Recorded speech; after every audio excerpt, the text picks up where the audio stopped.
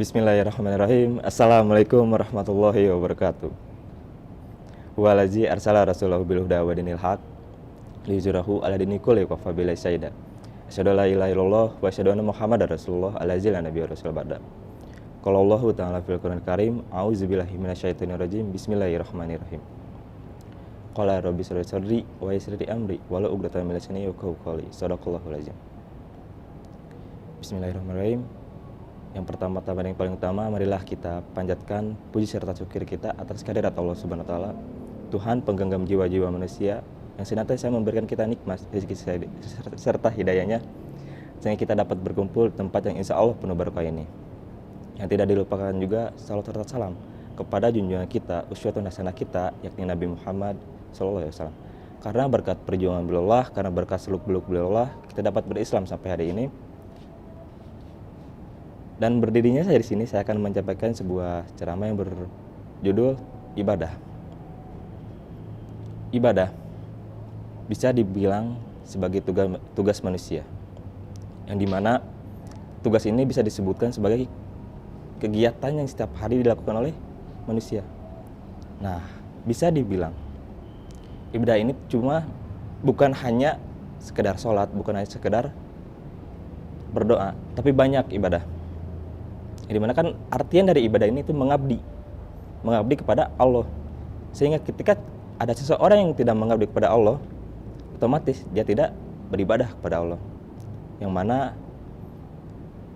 ketika kita menjadi manusia sudah sepatutnya lah kita beribadah.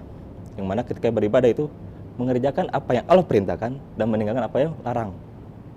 Kedua, ibadah itu terbagi menjadi dua.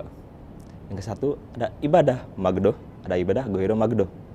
Nah, yang magdoh ibadah ilallah, langsung kepada Allah. Contohnya seperti salat, seperti doa, yaitu magdoh. Yang kedua, ibadah ghairu magdoh. Ibadah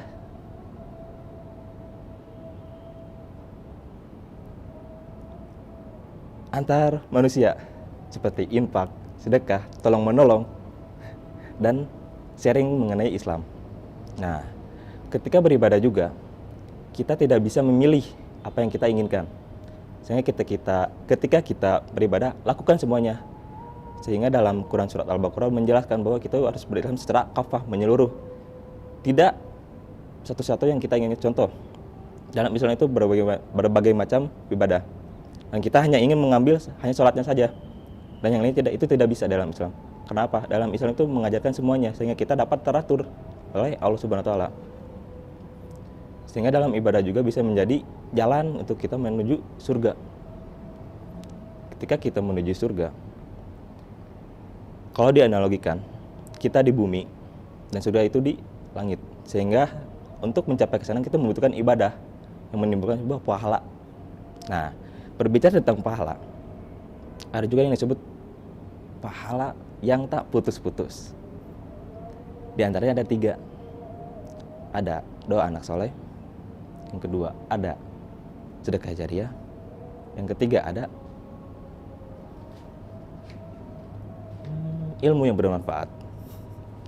Nah, contoh dari 3 ibadah itu, kita insya Allah mendapatkan amalan yang tak putus-putus. Kesatu, amalan infak. Akan tetapi ketika kita infak itu tujuannya bukan ingin dipandang, bukan ingin kita lihat banyaknya nominal, tapi karena Allah. Yang kedua,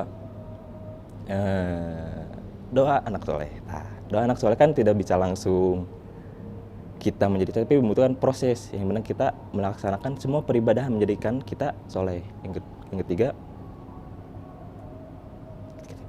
ilmu yang bermanfaat. Nah, ketika kita mendapatkan ilmu dari semua peribadahan, bagikan kepada yang lain sehingga bisa menjadi ilmu yang bermanfaat. Ya, mungkin sekian dari mungkin sekian dari saya. Kurang lebihnya mohon dimaafkan. Fastabiqul khairat fastabil haq fastabsyiru fi iman fi jannah fatahullah mastata'tum wabillahi taufiq. Wassalamualaikum warahmatullahi wabarakatuh.